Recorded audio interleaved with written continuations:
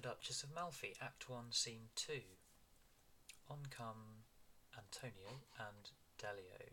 Delio says, "The presence begins to fill. The presence of the court, the presence of the Duke. You promised me to make me the partaker." Partaker means sharer, to partake is to share. "To make me the partaker of the natures of some of your great courtiers." So you promised to make me the sharer of their natures, what they're like. You promised to give me a bit of gossip, some information. Antonio, the Lord Cardinals and other strangers that are now in court, I shall do that. Here comes the great Calabrian Duke, and that's Ferdinand. He's the Duke of Calabria. So in comes Ferdinand. It's the first time we've seen him. And the first thing he does when he comes on stage is he cracks a crude joke. They've been out playing sport, it would appear, because he says, "Who took the ring oftenest?" And the inference of that is that they've been playing some sort of sport. Jousting, I think, is the implication. But taking a ring is a sexual joke, and certainly was a very well-known one, or would have been to the Jacobean audience. So, first thing he says has sexual connotations. Silvio, Antonio Bologna, my lord. That's Antonio, who we know already. Ferdinand, our sister Duchess's great master of her household. Give him the jewel. When shall we leave this sportive action and fall to action indeed? Sportive as in made of sport, trivial, unimportant, playful, and fall to action indeed. Real action. When are we going to get down to some real business? Oh, what is this real action? Is it war, perhaps? That's often what men of the time, rulers of the time, meant by serious action. When are we going to get down to some real business, he says. Castruccio, methinks, my lord, you should not desire to go to war in person. Oh, so we were right. So he was planning on going to war. Castruccio, his courtier, is suggesting not such a good idea. Ferdinand, now for some gravity. This is actually an aside. This is something that he would say to the audience. And gravity means seriousness. Now for some serious talk. Why, my lord? Castruccio, it is fitting a soldier arise to be a prince, but not necessary a prince descends to be a captain.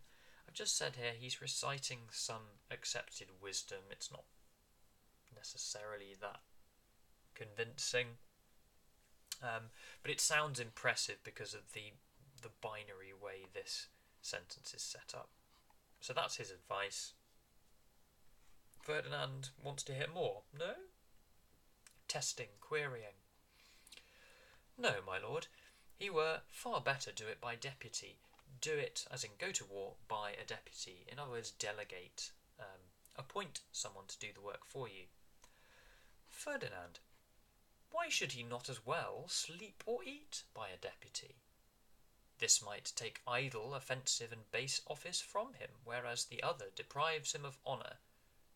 So Ferdinand's argument is, why shouldn't you then delegate or appoint somebody to eat and sleep for you?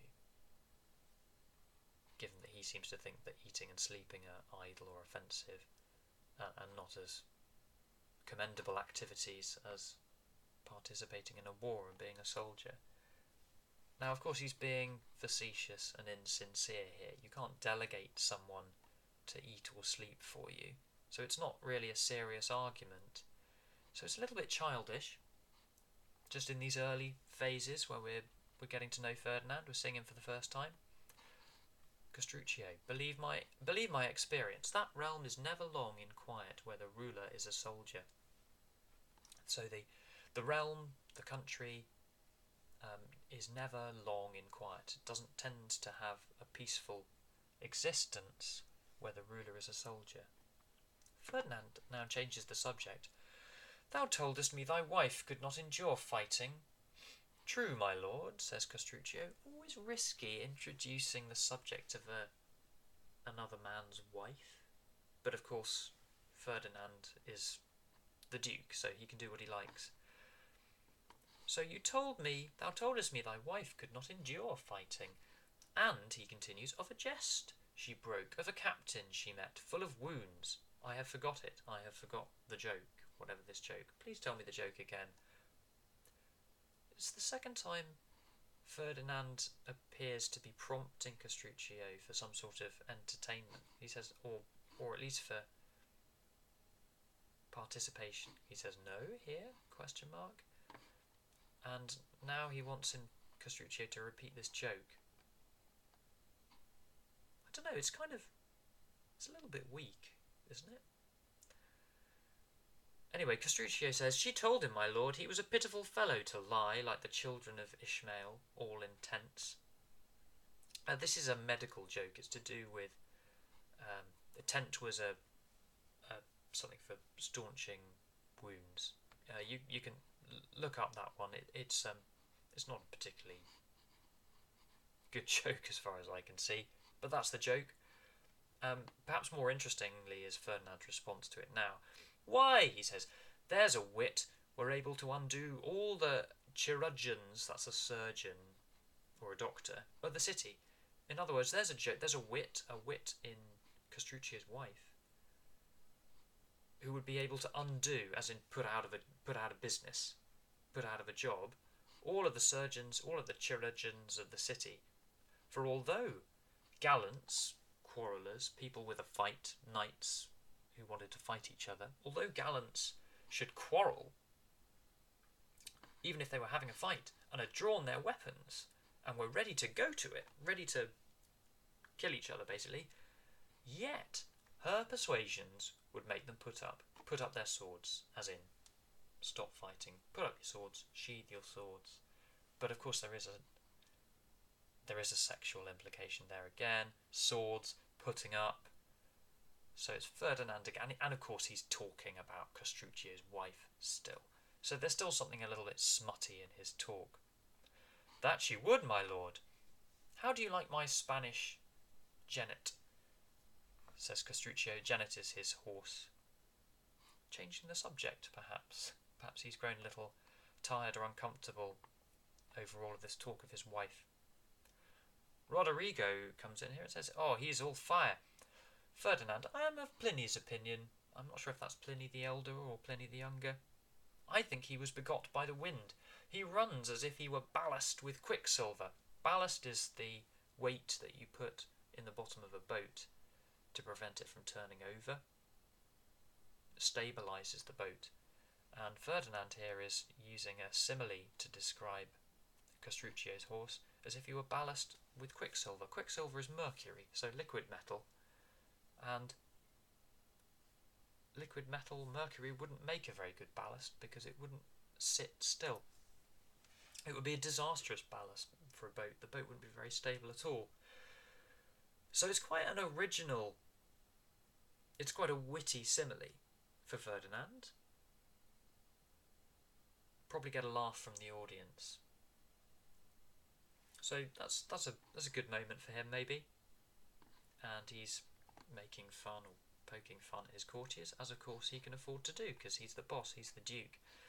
Silvio, true, my lord, he reels from the tilt, often he reels, so he's still talking about the horse. He's confirming, chiming in really on Ferdinand's joke.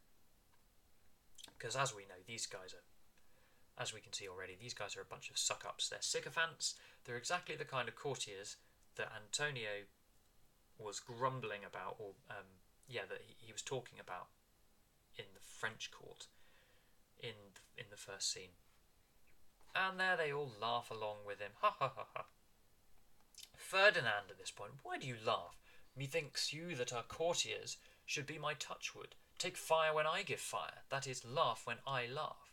Were the subject never so witty. So in other words, why are you laughing? I'm not laughing. You're my courtiers, you laugh when I laugh. And even if it's something really funny, if I don't laugh, you don't laugh. True, my lord, I myself have heard a very good jest, and have scorned to seem to have so silly a wit as to understand it. So he means, in the past, I think, I myself have heard a very good joke and have scorned to have refused to appear to have so silly a wit as to understand it. So he pretended not to understand the joke because he didn't want to be thought a silly wit. Ferdinand says, "Oh, but I can laugh at your fool, my lord. He cannot speak, you know, but he makes faces. My lady cannot abide him." No, there's Ferdinand again. He's kind of asking for this entertainment. It's just a little bit weak, perhaps. He likes to be titillated and entertained.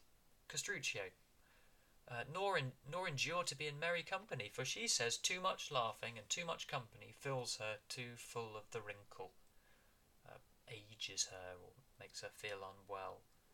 This is all pretty idle banter, to be honest, but it's giving us a window on, well, the nonsense that Ferdinand appears to attract around him. Ferdinand, I would then have a mathematical instrument made for her face, that she might not laugh out of compass. She couldn't laugh out of the fact that she had some device on her face. I've written there, that's pretty crude, slightly disturbing joke. Sounds like a torture device. Okay. Thanks for that, Ferdinand. So we're getting to know you gradually. What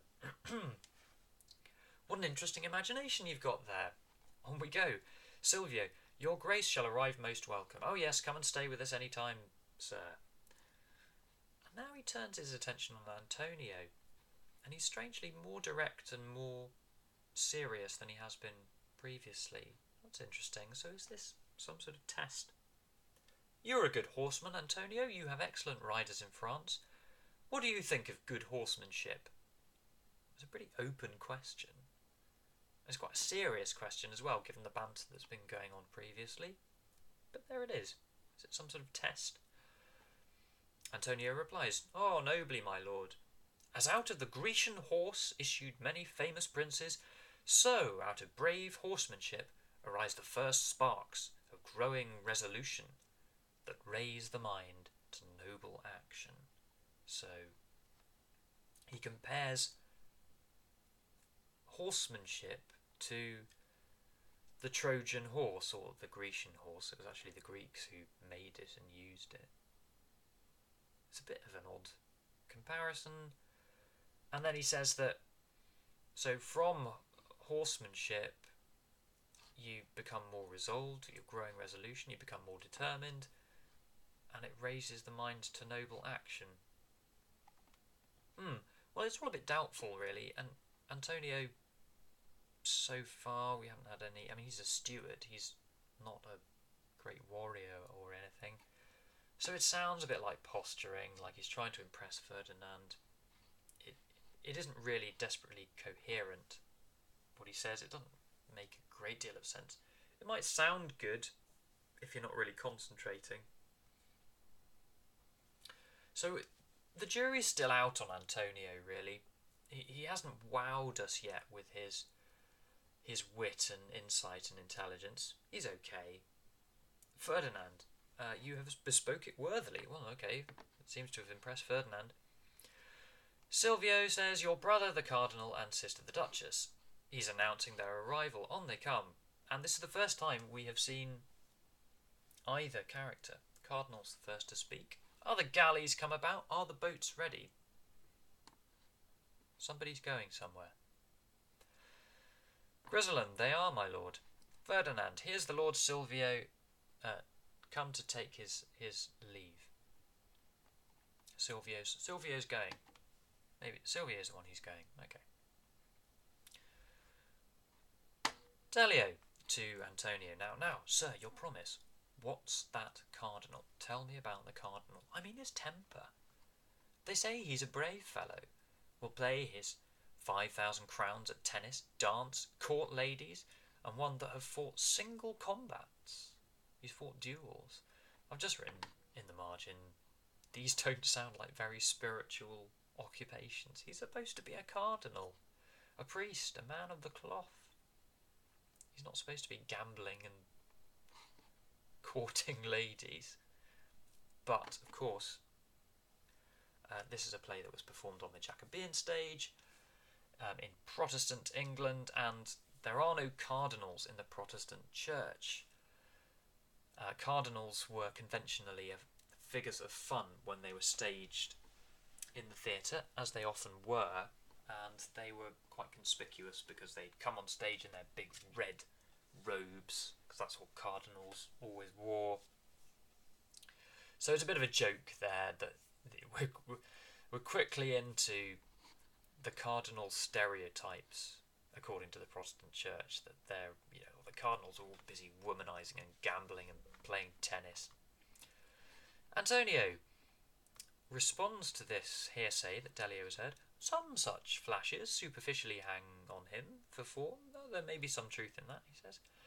But observe his inward character. He is a melancholy churchman, serious man. The spring in his face is nothing but the engendering of toads. The spring in his face, as in, I think, the liveliness, the energy in his face, is nothing but the engendering of toads. Engendering is to bring about. Toads seems to be a metaphor for the thing that comes next, which is plots. So his face is all, the energy in his face is all plotting and calculation. Where he is jealous of any man, he lays worse plots for them than ever was imposed on Hercules, for he strews in his way, strews as in scatters, defeats. He strews in his way flatterers, panders, intelligencers, that's a spy, atheists, and 1,000 such political monsters. He should have been Pope, but instead of coming to it by the primitive decency of the Church, instead of being elected legitimately, he did bestow bribes so largely and impudently as if he would have carried it away without heaven's knowledge. Well, apparently he didn't get away with it. Some good he hath done, but he gets cut off there, Antonio. Delio comes in. You've given too much of him. All right, you've told me enough about the cardinal. Or you told me too much. What's his brother? Tell me about Ferdinand, he means. Antonio. The Duke there?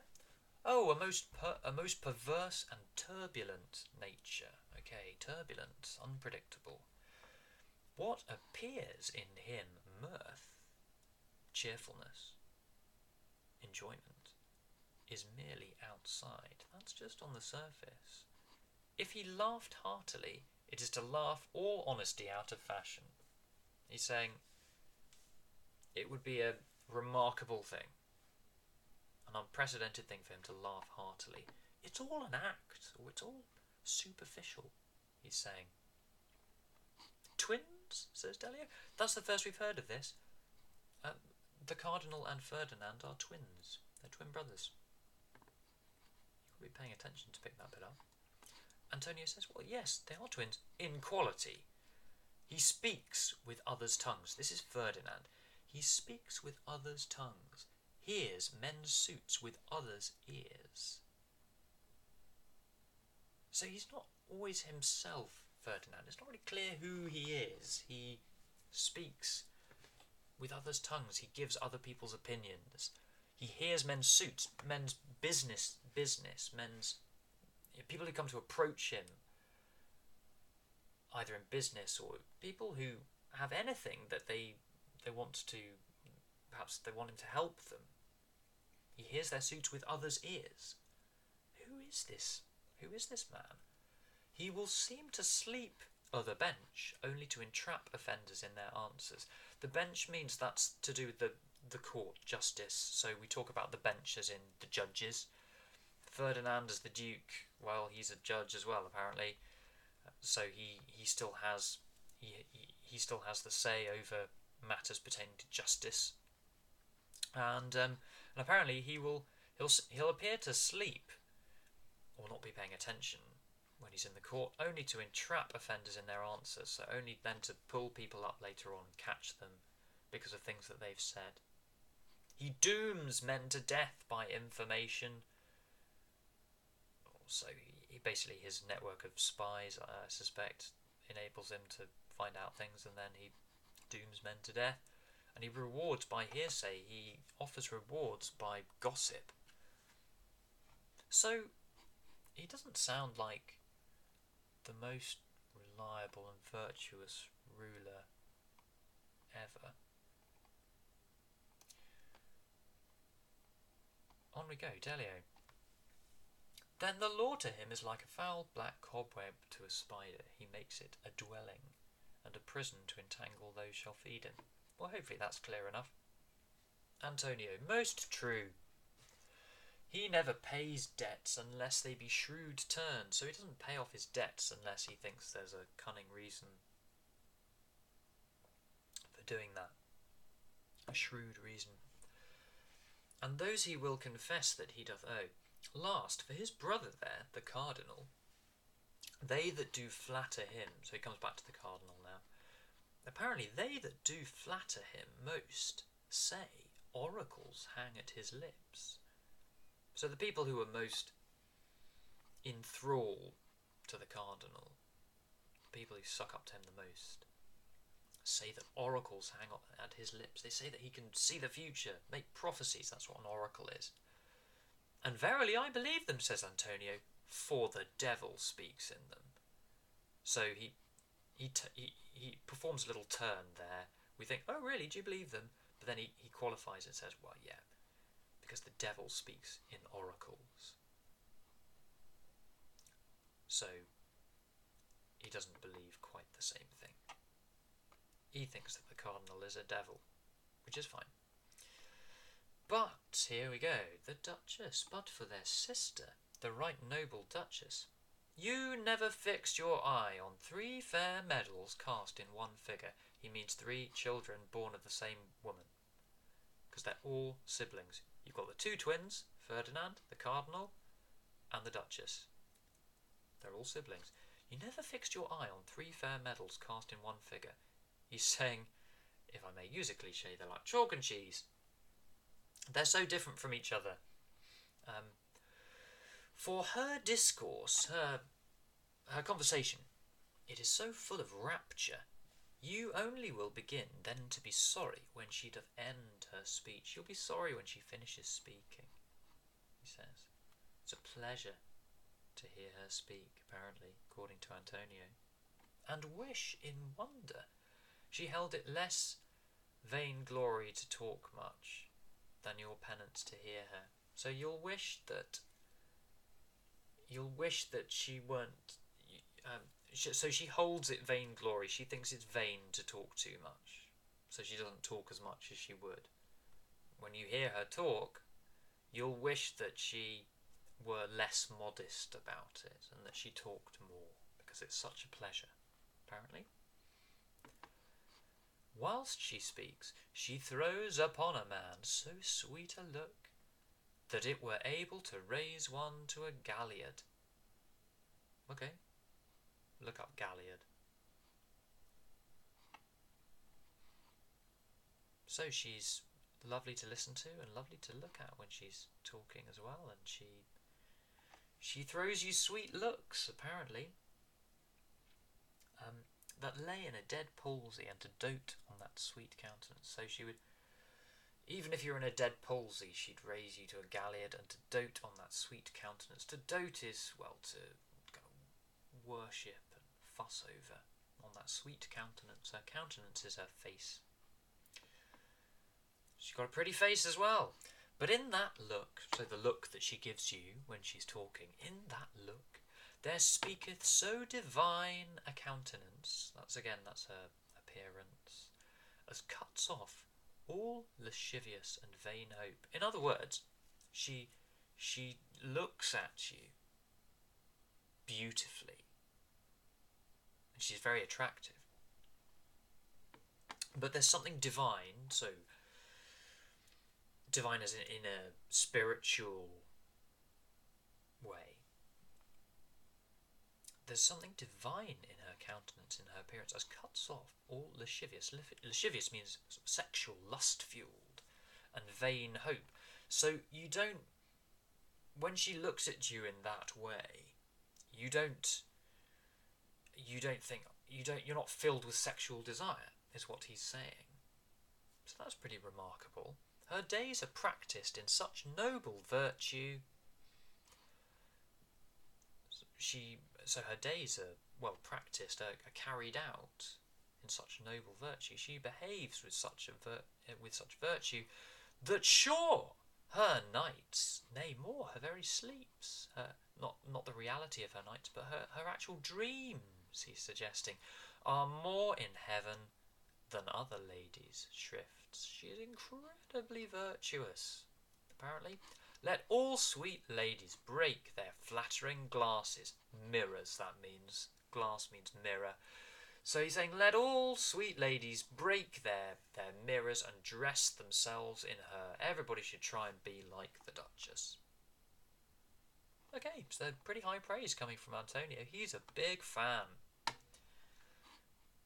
As Delio notices, fie, Antonio, you play the wire draw with her commendations. Gosh, you're painting quite the picture of her, Antonio.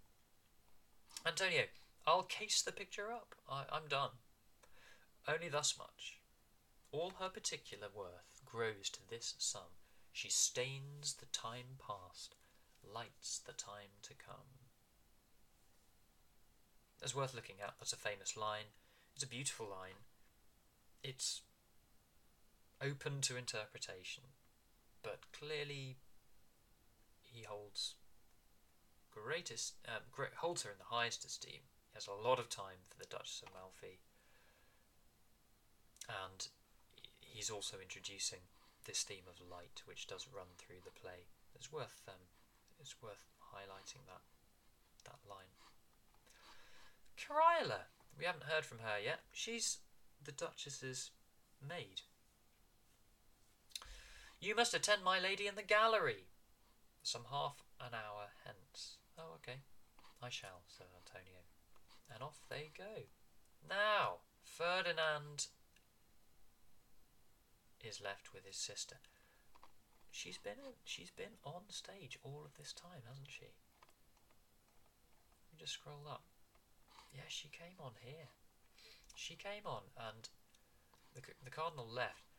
But the Duchess and Cariola, they've been on stage whilst all of this has been going on. So there's a nice bit of staging by Webster there, which has enabled us to see her. And she would be somewhere else on the stage, holding, probably talking to Cariola.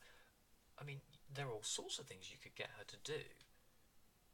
But the point is, she's been on stage whilst all this has been going on. And finally, when they leave, she's left on stage with Ferdinand. Sister, I have a suit to you. I've got some business. To me, sir? A gentleman here, Daniel de Beausoleil, one that was in the galleys. Yes, I know him. A worthy fellow he is. Pray, let me entreat for the provisorship of your horse. Let me put him forward. To entreat is usually to beg. He's not really begging, because, well, as we'll see shortly, he's the one who's in charge, really. He's the Duke. But he's worthy. Let me propose that he becomes he takes on the provisorship of your horse. He basically takes charge of your stables. Duchess, your knowledge of him commends him and prefers him. Well, he is commended and preferred to me by your knowledge of him. Okay, that's very pliant of her. Well, if you think he would be a good horse, a good provisor for my stables, then great, then fine. Ferdinand, call him hither. We are now upon parting. Oh, okay, right. We're about to go. Good Lord Silvio, do us commend to all our noble friends at the Liga. So say hi to all our noble friends at the Liga. And Silvio's going. Sir, I shall. The Duchess, you are for Milan? You going to Milan? Silvio, yes, I am.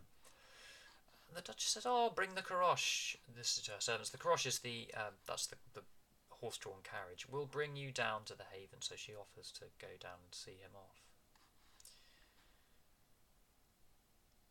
And that gives them an opportunity to go. And that, of course, because Silvio's not an important character, but this does give Webster an opportunity to get them all off stage so that the Cardinal and Ferdinand are left on stage on their own so that they can get down to some proper devious plotting. We've been introduced to the Duchess. We've seen her with Ferdinand just a little bit. The plot device of Boesler being appointed as head of her stables has been executed, and now we want to see why that move. What's that for? So we need to, if you're Webster, you need to get rid of all these people, so that and also it just means there's a nice intensity he can achieve on the stage now. Just the Cardinal and Ferdinand. Well, and then Boesler and Ferdinand. Cardinal says, "Be sure you entertain that Boesler for your intelligence. Keep him. Keep him for your intelligence, for your spy network, basically. I would not be seen in it. I don't want to be seen to have anything to do with it.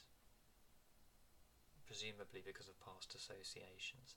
And therefore many times I have slighted him, when he did court our furtherance, as this morning."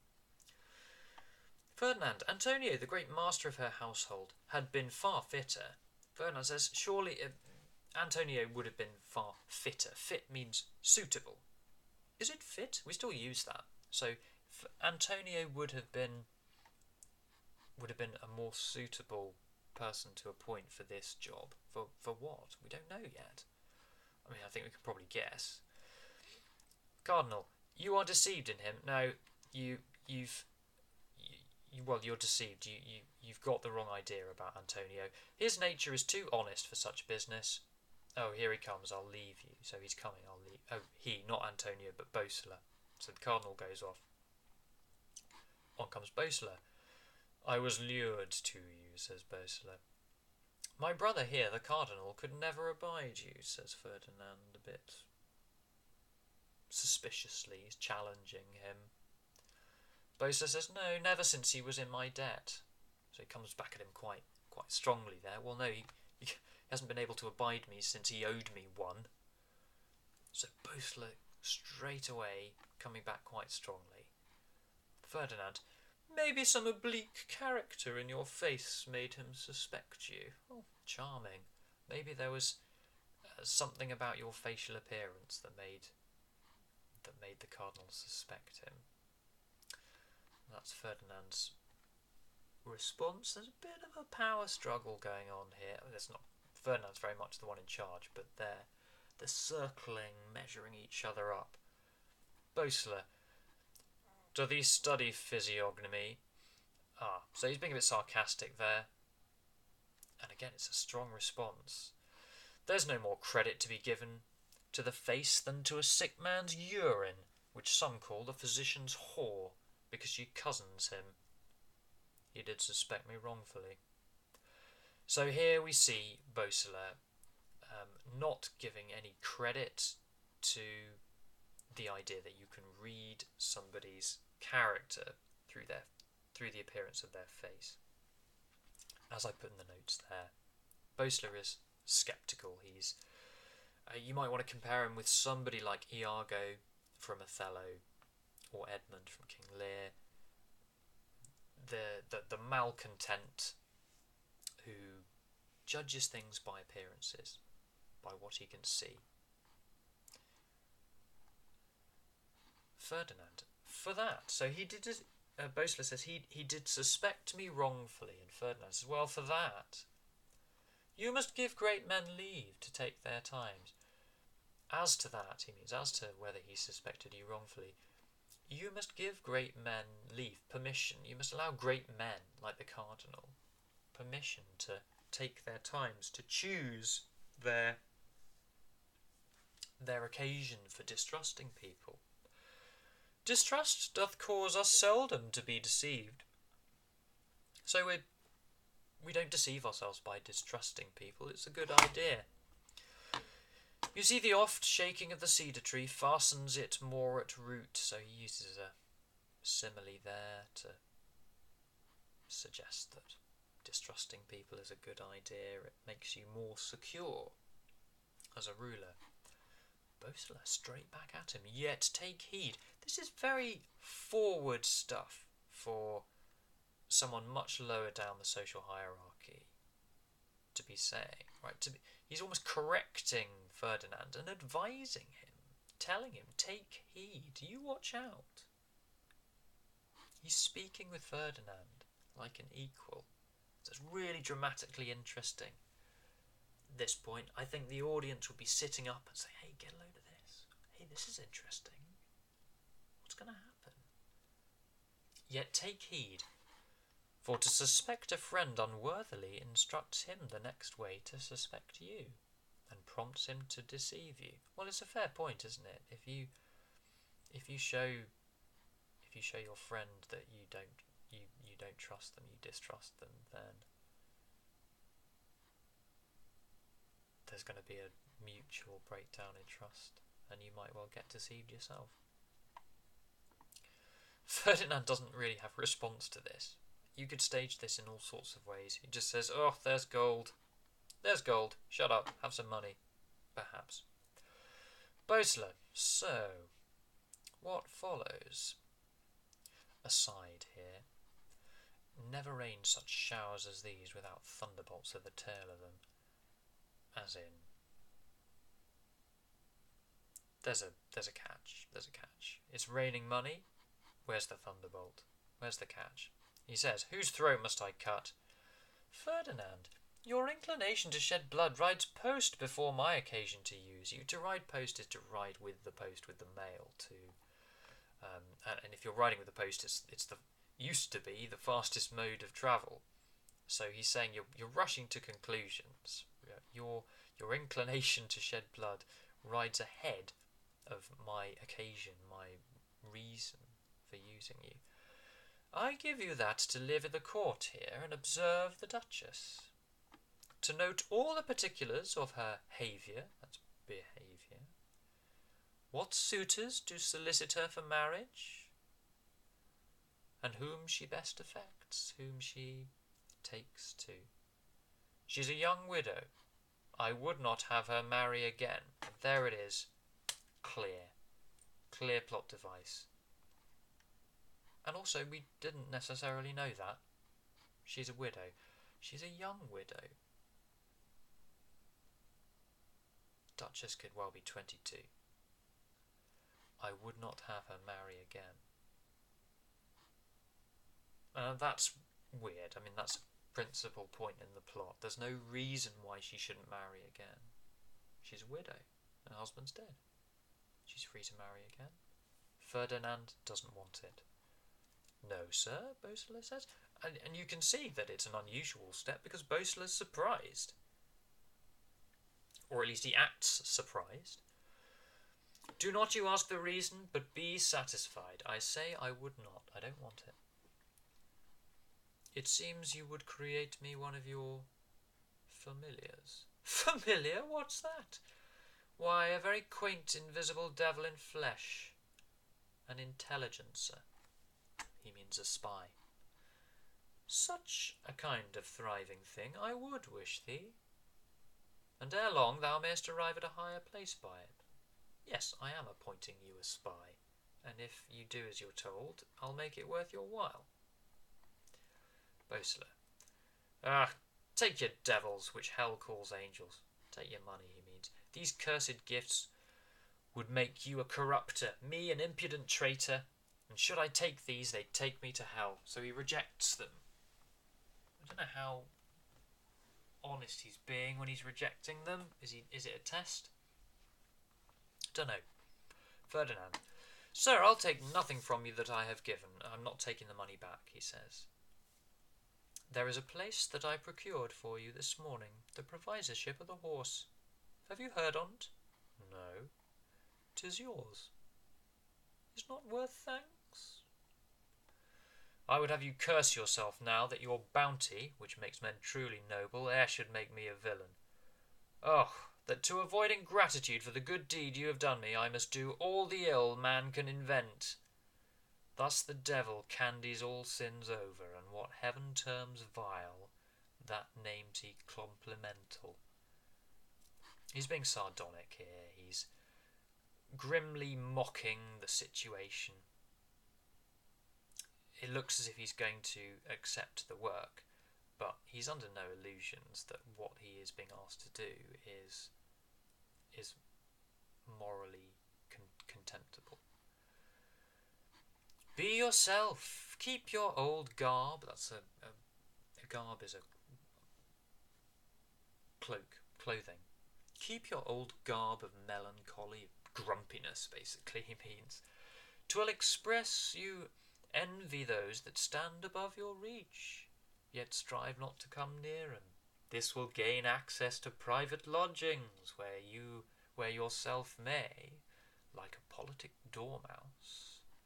So he's just saying, keep up your melancholy manner, because this will get you access to secrets of the Duchess.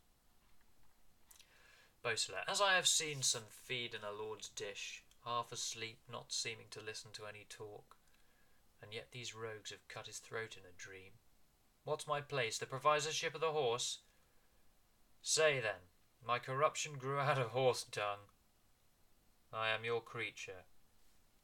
So he embraces this sordid position, but he illustrates with his grim joke about his corruption growing out of horse dung, because he's going to go and work with the horses. So he jokes about it. He takes on the work, but he's self-conscious about it.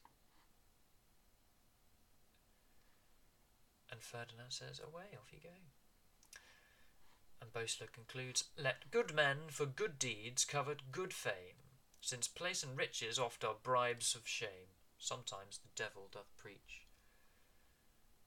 So, that's Beausoleil signing off there, really. Acknowledging the awkwardness of his position and basically accepting that he's compromising. He's doing what he's got to do to look after himself. That's the end of Act 2. Sorry, that's the end of Act 1, Scene 2.